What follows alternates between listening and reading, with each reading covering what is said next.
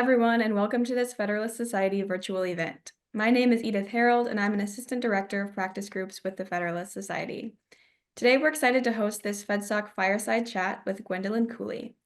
Gwendolyn is the former Antitrust Task Force Chair of the National Association of Attorneys General and the former Wisconsin Assistant Attorney General.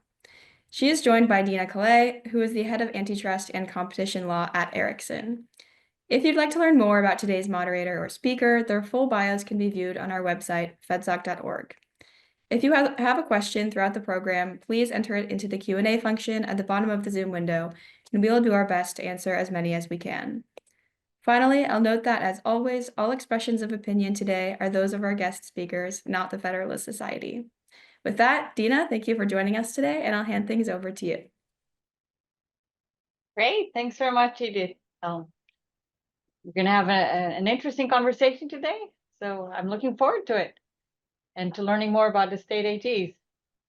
So Gwendolyn, tell us a little bit more about the state AGs and how do they work together through the National Association of Attorneys General? Thank you so much. And thank you so much to the Federalist Society for having me today. I'm delighted to talk about the state AGs.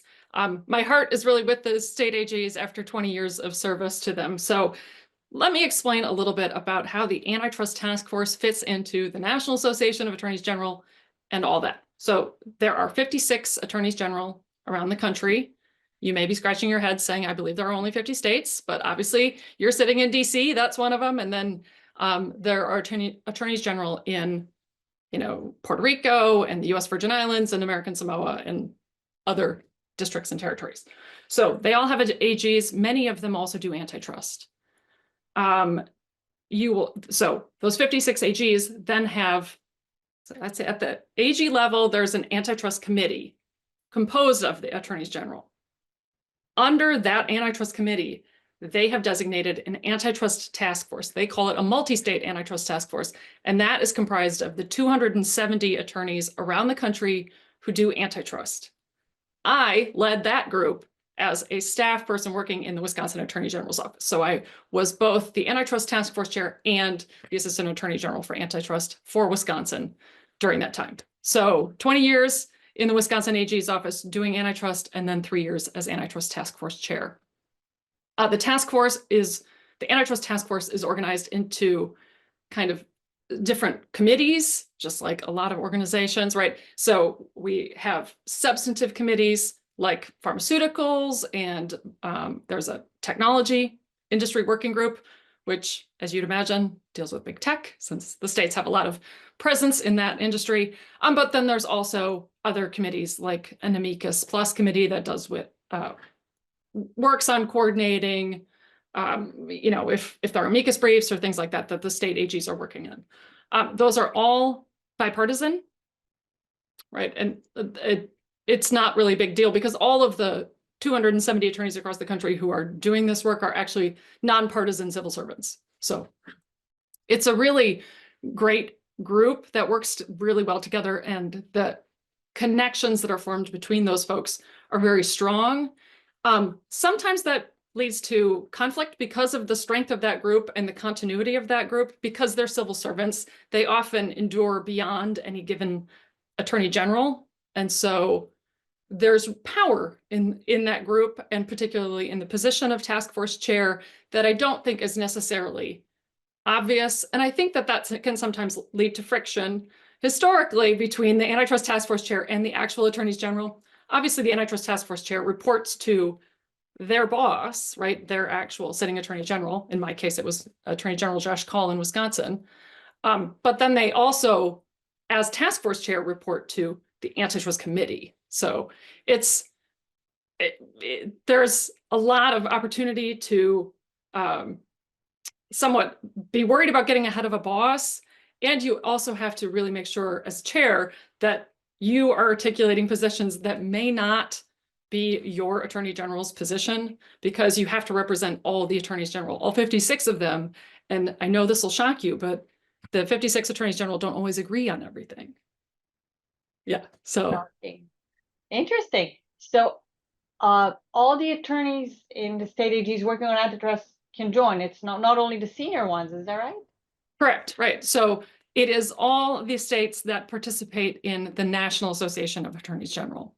Yeah. We did have, during the time that I was Antitrust Task Force Chair, we had 5 states actually left the National Association of Attorneys General. Mhm.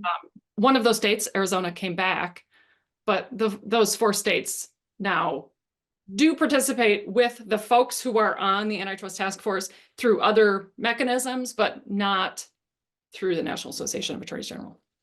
Yeah. Well, that's pretty cool. So as a first-year attorney, you know, at a state AG, you can participate. That's pretty exciting. Yeah. Right. I mean, and just like so many volunteer organizations, if you're willing to do the work, you can have a big impact on the way that the state AGs do things. So yeah, it's pretty impressive. Pretty cool. Okay. Well, you've since you referenced it, you mentioned that a few states have left the task force. So do you want to tell us a little bit about those dynamics? Sure.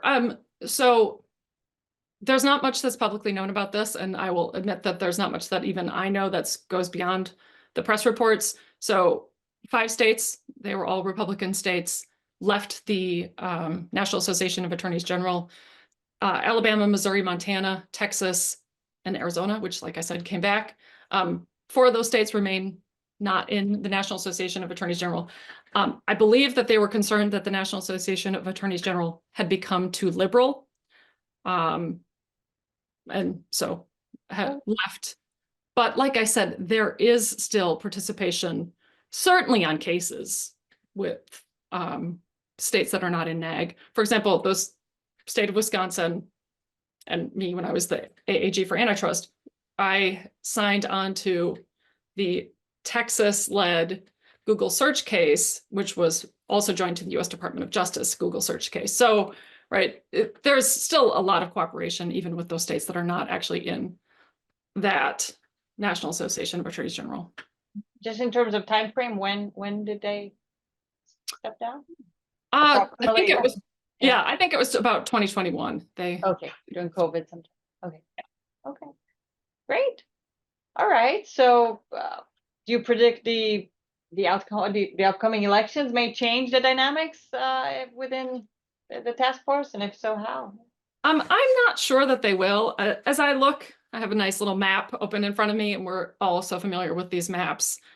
As a Wisconsin resident, I'm really enjoying the unbelievable number of ads that we receive and text messages and phone calls and mailers and etc. But as you look at the Attorney General map, you basically have 10 AGs up this election, up for election. You've got 4 incumbents who will win. No problem. You've got 4 states that aren't planning, you know, that we won't see a partisan switch, right? It'll be a different person, but it will be the same party. And then you've got 2 states that are toss-ups, up for grabs. And those are the same states.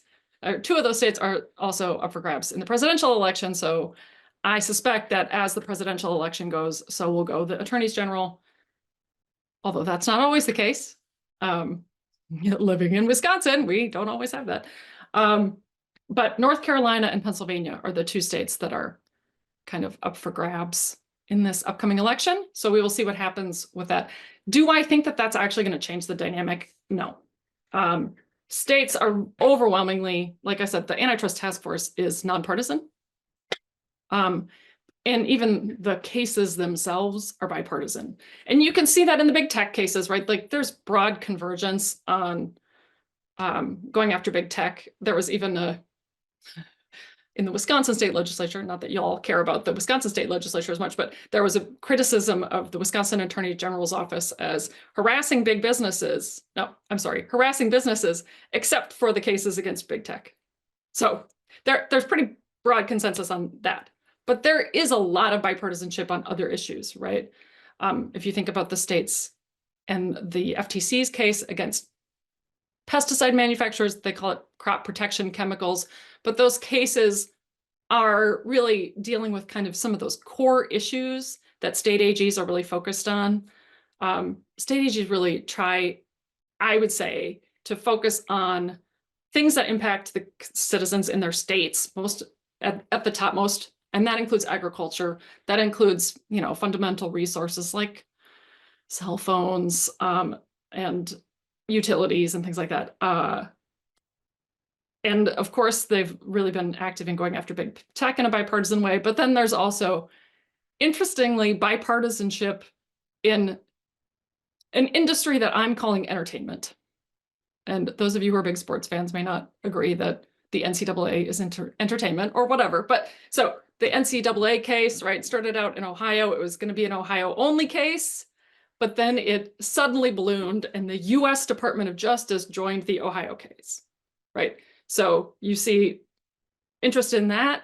You see states actively involved in the Ticketmaster investigation and then the ultimate litigation there.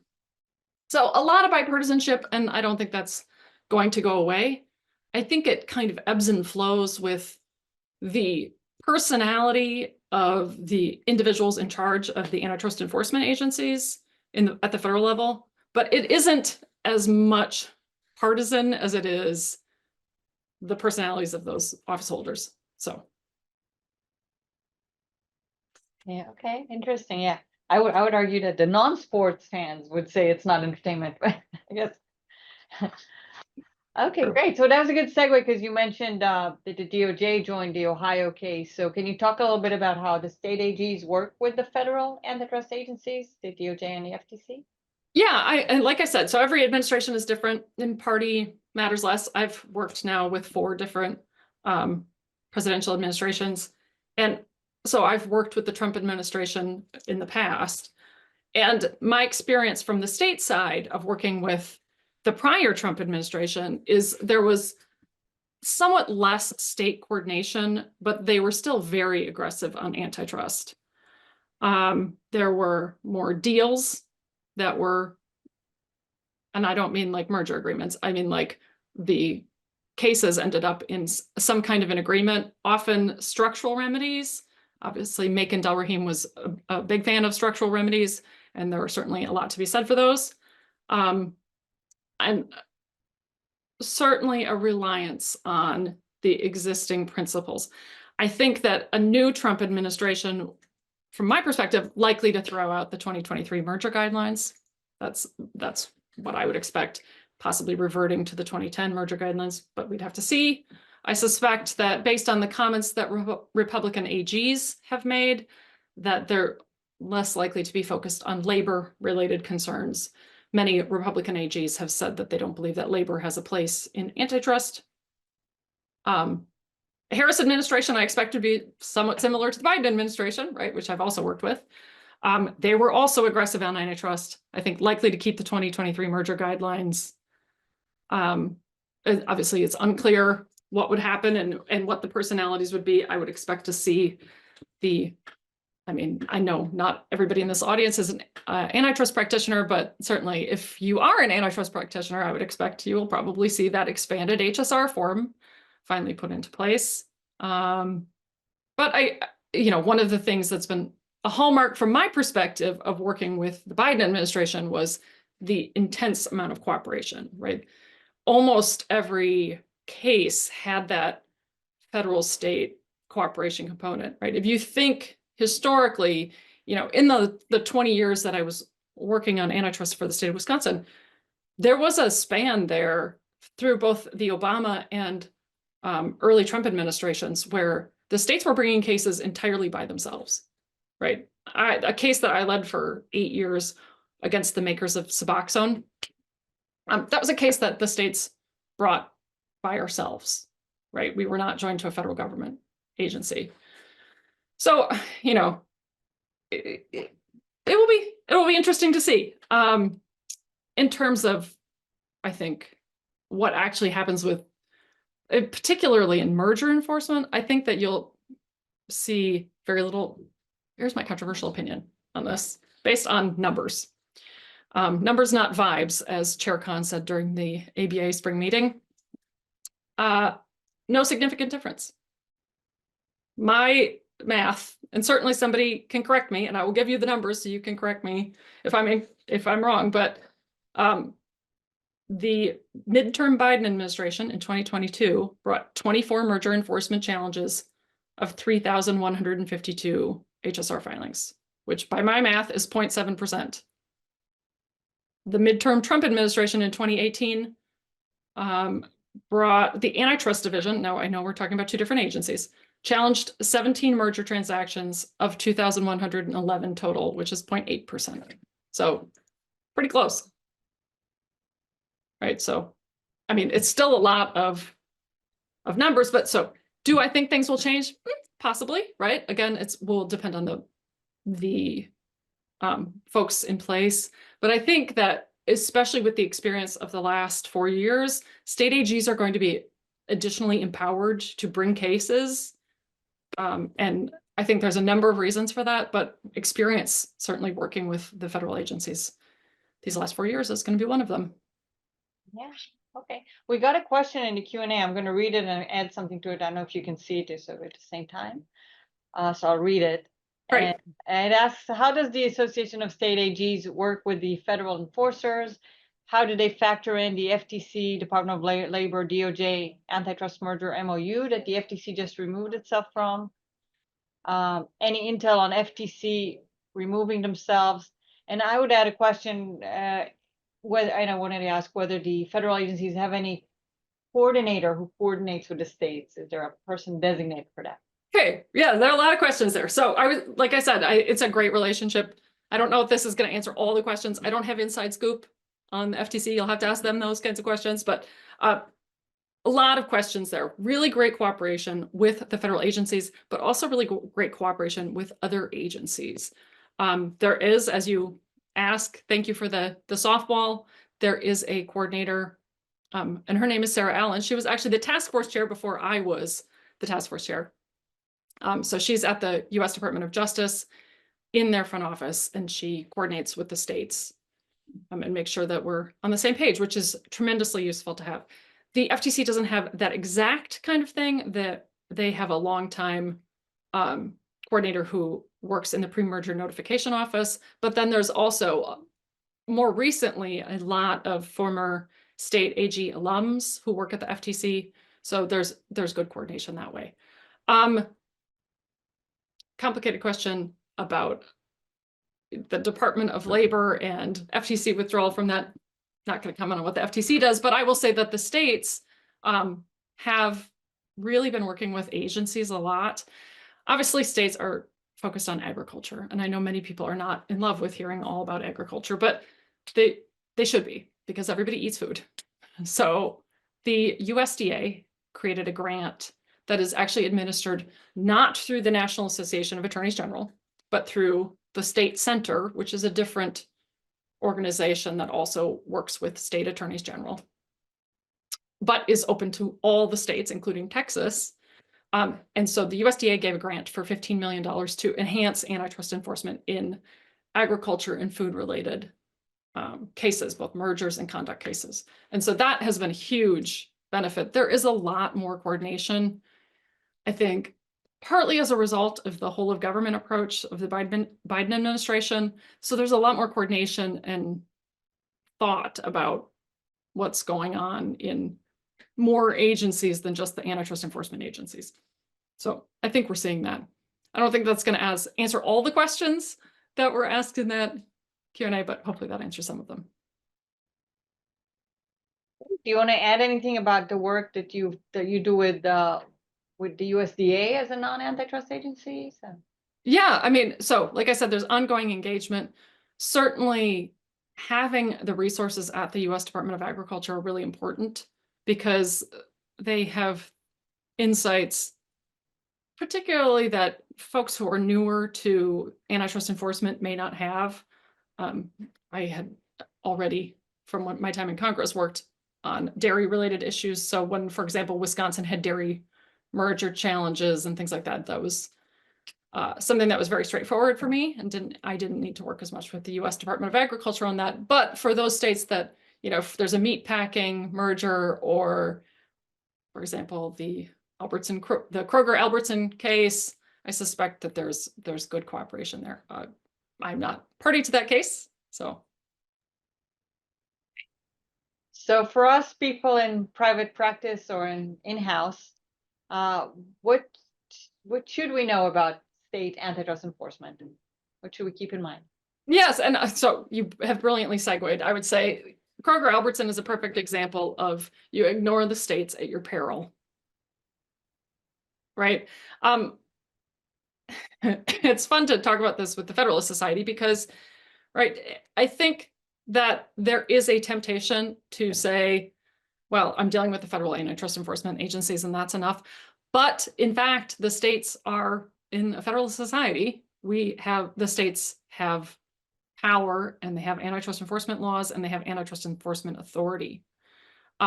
Certainly as a result of the State Antitrust Enforcement Venue Act of 2022, states now can bring challenges to mergers. Well, strike that. I guess they can bring challenges to mergers in the venue of their choosing. But more importantly, they can challenge Sherman Act antitrust violations in their chosen jurisdictions, which means that they're not actually required to work together.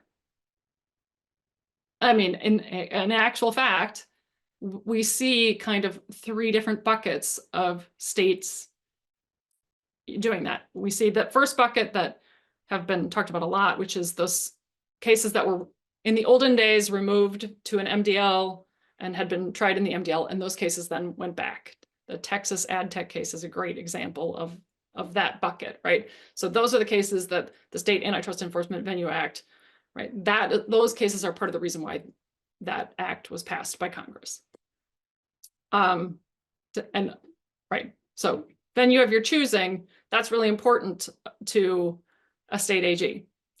Then there are multi-state cases where the states really are choosing, kind of like those states in the first bucket, like the Texas ad tech case. States now in the second bucket of new cases are trying to bring a case in the court down their street because it's tremendously convenient, right?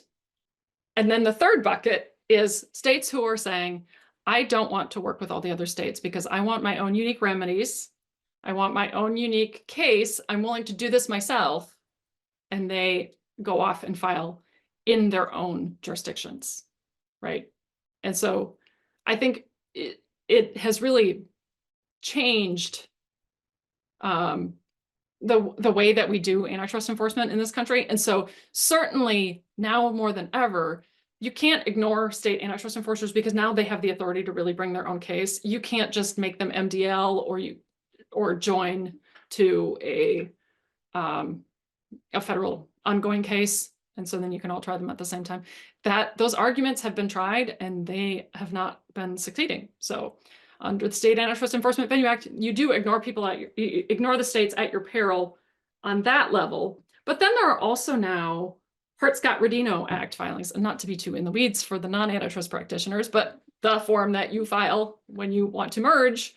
Some states are now requiring HSR notice for mergers that affect their state, typically related to healthcare. And so now you have to make sure that you're filing those as well. And the requirements vary across the country because of federalism. That's interesting. Actually, I didn't know that there was merger review on the state level. Okay, cool. Well, speaking about peril, you said at your peril, I guess as an enforcer, you would view that as a remedy or a tool. So what remedies or tools did you wish you had in your toolbox when you were at the Wisconsin AG, but you didn't? Yeah, I mean, I would say that we got one of them during my time as chair, and that was the Venue Act. It certainly would have been easier for the states, right? I said I led the Suboxone case. It would have been much easier if we could have filed that case in Wisconsin, because then I went to spent half my life in Philadelphia, as delightful as that city is. But so once we got that really was a game changer for the states. Obviously, I would have liked enhancements to Wisconsin law, and a lot of states are getting these enhancement statutes. State legislatures have really taken notice of antitrust in the last 5 years or so, and we're seeing increased penalty amounts for state antitrust violations. You're seeing merger notification laws, like we just talked about. You're seeing more civil investigative demand authority for antitrust, and this is bipartisan. Right, the Tennessee Attorney General's office recently got a bill passed through their legislature that really expands the power of the Attorney General's office and even does things like limits discovery on essentially collateral state agencies when the Attorney General brings a case.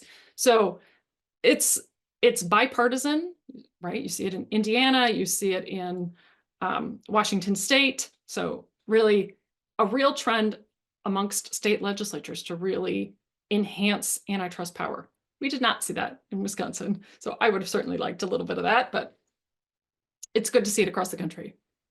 Interesting. Okay, cool. Good. All right, let's move to another area. So it's now been a couple of months since you stepped down, and it took a while, but I guess I've now seen that a new chair of the NAAG task force has been named, and her name is Elizabeth Odette from Minnesota.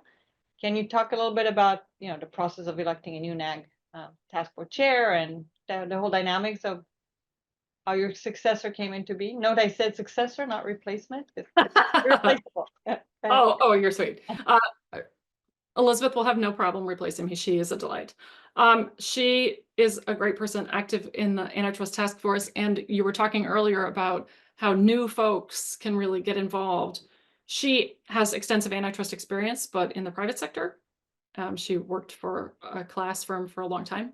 And so joining the state AG's office really made a mark with the group.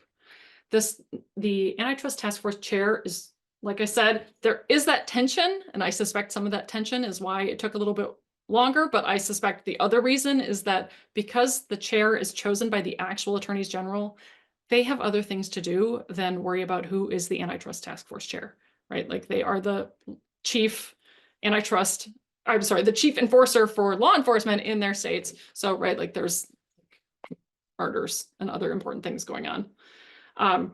So they did finally name a new Antitrust Task Force chair, Elizabeth Odette in Minnesota. I suspect that she will continue things in the cooperative fashion that that upper Midwesterners do. So I know that she's already reaching out to states to make sure that they're feeling well represented. And one of the concerns, right, certainly, I think that as much as I tried to insulate the staff from that kind of attorney general level argument about how partisan NAAG is, I think that there's a real effort now, in particular, in a way that there hadn't been before, to make sure that it is a bipartisan working group, a bipartisan amicus, a bipartisan case, really, and making sure that people are taking into account the party of the elected official in these cases. And so that will certainly be one of Elizabeth's big challenges, but I think, like most extremely nice, I mean, she's from Minnesota, for goodness sakes. So she's extremely nice, and she will have no problem managing all of that wrangling. Well, good.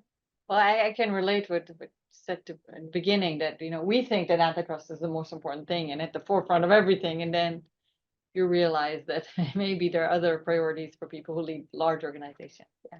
It turns out, right? Like, when I left the agency, I was like, there's nothing else in the world other than antitrust. Now I know, well, maybe there is. Yeah. Yeah. I mean, when I was chosen as task force chair, I was chosen by the Attorney General of Nebraska, Doug Peterson, who is a delight, and the Attorney General of New York, Letitia James, who is also a delight, both of whom are very busy people. So, it was pretty great to like even have a conversation with them. So, Yeah. But yeah, and the coordination of doing that took some doing. So I suspect might be a few other things going on in their lives. Sure. Okay. Well, let's talk about international and global a little bit. So we live in a global antitrust world, and then does NAAG do any international policy and outreach work? Yeah. Yes, I suspect, much to the alarm of everyone, that was one of my signature things was to create an international committee. We had for a long time a legislative committee because obviously we want to make sure that we know what's going on with the federal government. Are they introducing new bills about, for example, regulating big tech? Useful to know. Obviously, we want to know what states are doing so that we can monitor trends, right? Are people introducing abuse of dominance bills? Yes, they are. Okay, that's worth keeping an eye on. But then also, I wanted to make sure that we were thinking about what's going on globally. And, speaking of abuse of dominance, right? It's really important to know what's going on, both specifically with cases internationally, but also with legislation.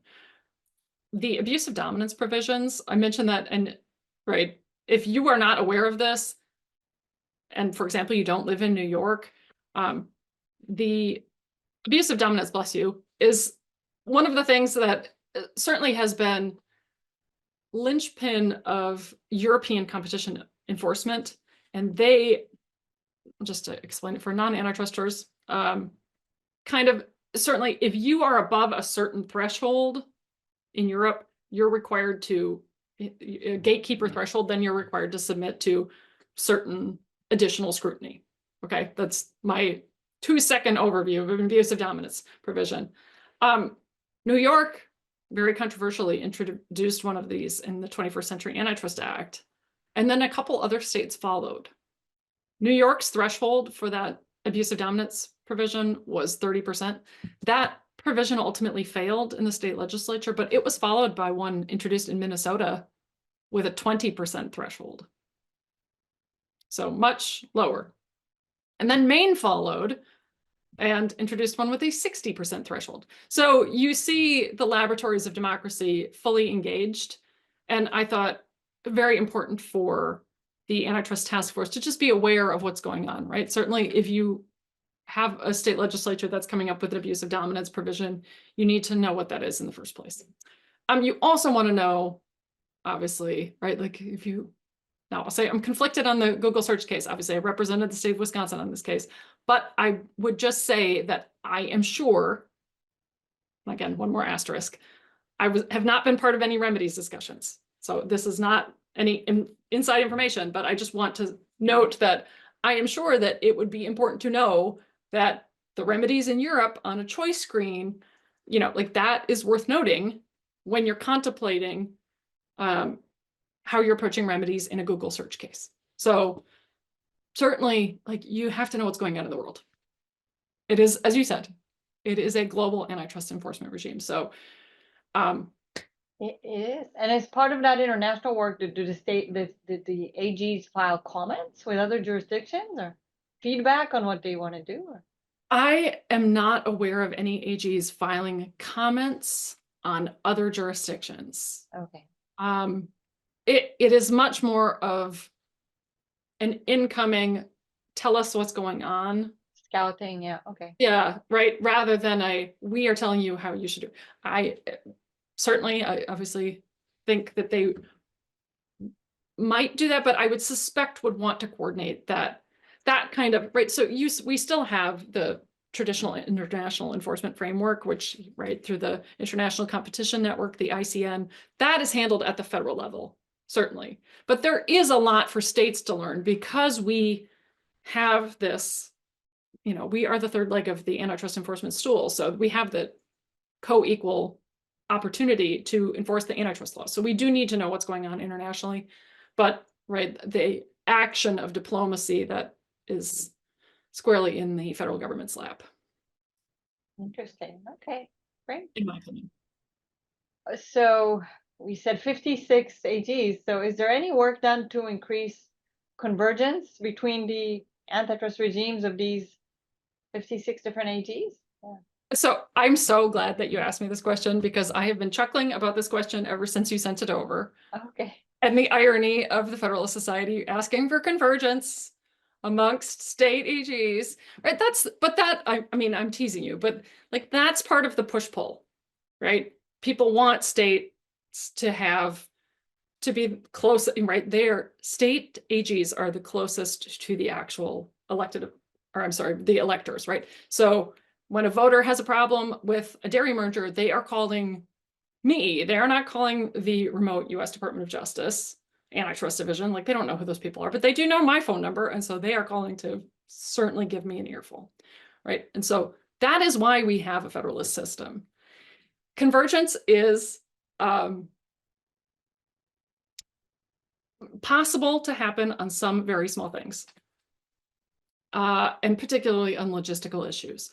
So I think the place that we're most likely to see it is in these merger notification, HSR notification statutes.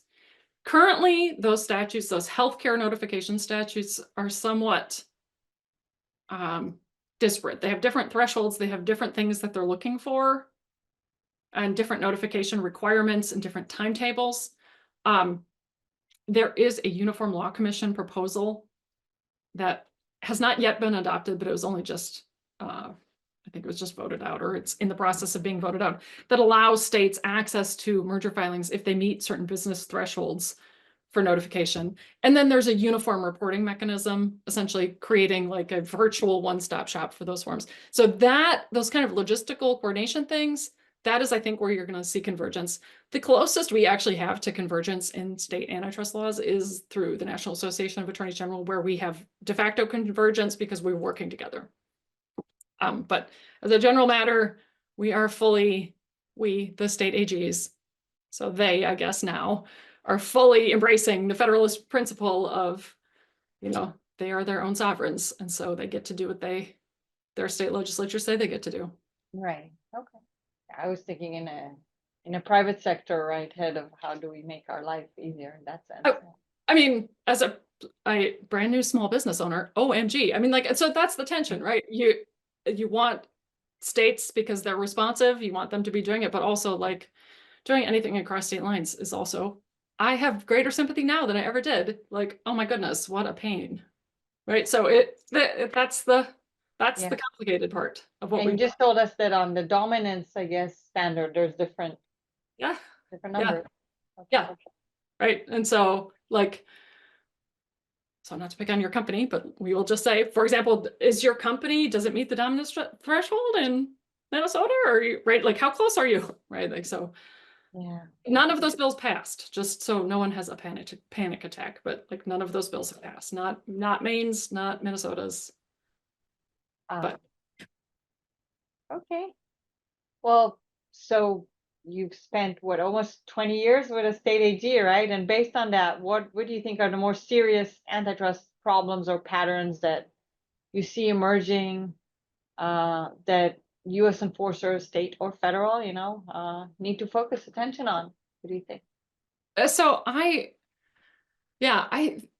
this was a really interesting question to contemplate. I think the number one trend I'm seeing is actually about enforcers, and that it is the responsibility of antitrust enforcers to fix it, right? To be the regulator for all kinds of industries. And I think that is unfortunate and a missed opportunity. I think certainly that it is Congress's job to be the one who tells, in particular, agencies who does what. And we in antitrust have a very specific tool that allows us to go at monopolies and things that substantially affect adversely competition. It's tough to bring every single thing into that realm. One of the more controversial things that I dealt with during my time as task force chair was ESG and the varying views on ESG that the state attorneys general had and have. And one group of states thinking that ESG is inherently anti-competitive, and another states thinking that it's immune from antitrust enforcement, right? And so that's a perfect example of how antitrust can't fix it, because you have two very different views of what antitrust can actually even do in that instance, right? And so that's why we see conversations of like, this has to be handled at a congressional level, because right, there is no convergence, as we were just saying, there's no convergence on how to deal with that issue in the United States. Certainly, it sounds like in Europe, that particular issue, right, has a very different view. And then how do you, right, that ESG in Europe is more important in their regulatory regime. So it's very tricky. So I don't think antitrust can fix it. I think that's the biggest trend. I also think it's not just controversial issues like ESG. It's issues that we all agree on, like high drug prices. The fact that by and large, it is antitrust that is the one that goes after things like high drug prices, because with the only scalpel tool that we have, which is monopolization, right? Congress could pass some changes to, the way the patent system works, to the way that drugs are priced, to the way that Medicaid reimburses for drugs, and on and on. There are a lot of opportunities, and there have been a lot of bills over the years that have been put forward that would address some of these problems, limiting reverse payments. But instead, that stuff falls to antitrust. The other reason I think that that's important is because the idea that antitrust can fix it, there are 270 state attorneys general who do antitrust, state assistant attorneys general who do antitrust across the country. That is not enough to be the cops on the beat, and certainly not enough to be the cops on the beat when each one of those people has to work for an attorney general who has to be seen to be doing the things. Let me explain what I mean by that. So in state antitrust enforcement, you often see, and I totally understand why this is, but you see bunch ball, right? Ever watch 4-year-olds play soccer, right? Like they're all jammed around the ball. And the reason for that is because the voters at home are saying, I want you to be taking on so-and-so. And so if somebody's taking on so-and-so, then everybody needs to be taking on so-and-so. So you can't really like play sophisticated game where, okay, I'm regulating this particular aspect and you're regulating that particular aspect and we're complementary, because you're not, right? Like you're all responding to voters at home who all want very similar things. So that's the other reason why antitrust can't fix it, right? You don't have enough people to really fix it. So Congress could also enhance, the United States Congress could certainly enhance the numbers of people who are doing that at the federal level. You do see a little bit of that in the states with these statutes that have been passed, antitrust enhancement statutes. California recently, California has always been a heavy hitter in state antitrust enforcement. They recently had a legislative proposal that passed that is expanding their antitrust shop to 50 people, 50. So that's pretty substantial. From how many now? Like what's the delta? They had, it's been growing over the last few years. So I don't know what they started with, but Okay. I mean, 20 maybe. Oh, wow. Okay. So More than double then, yeah.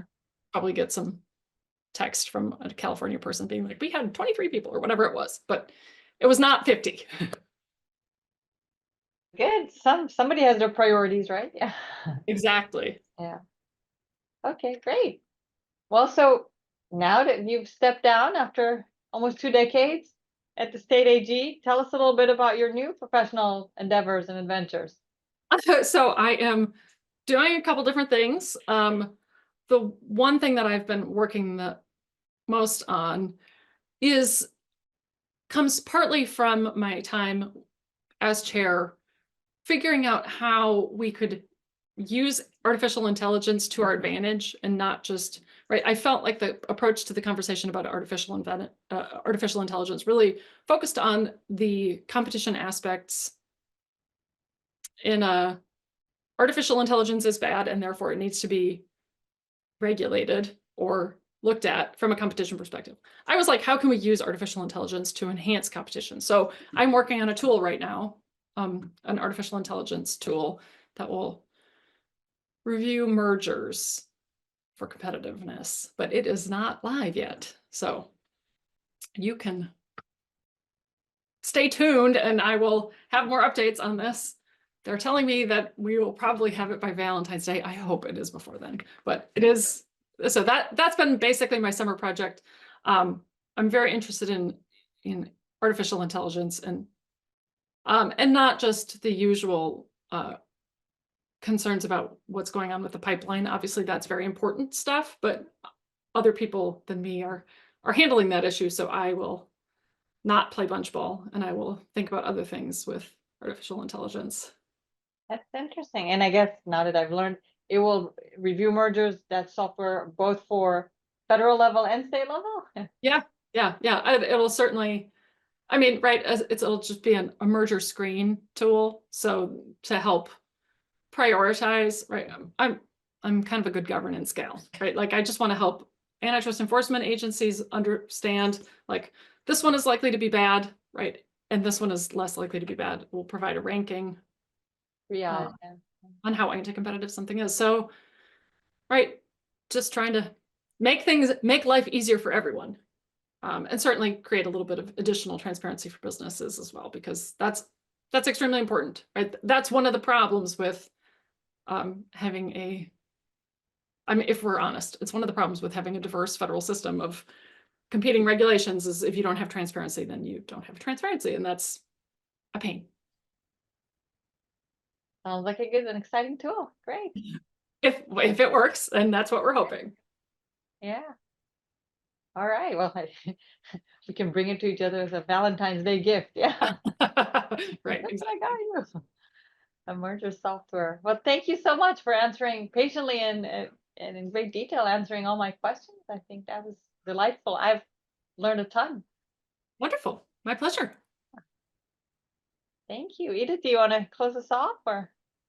Yeah, on behalf of the Federalist Society, thank you so much to Gwendolyn for speaking with us today and Dina for moderating. We're so grateful for your time and expertise. Thank you also to our audience for joining us. We really appreciate your participation. You can stay up to date with announcements and upcoming webinars on our website, fedsoc.org, or on all major social media platforms. Thank you once more for tuning in, and we are adjourned.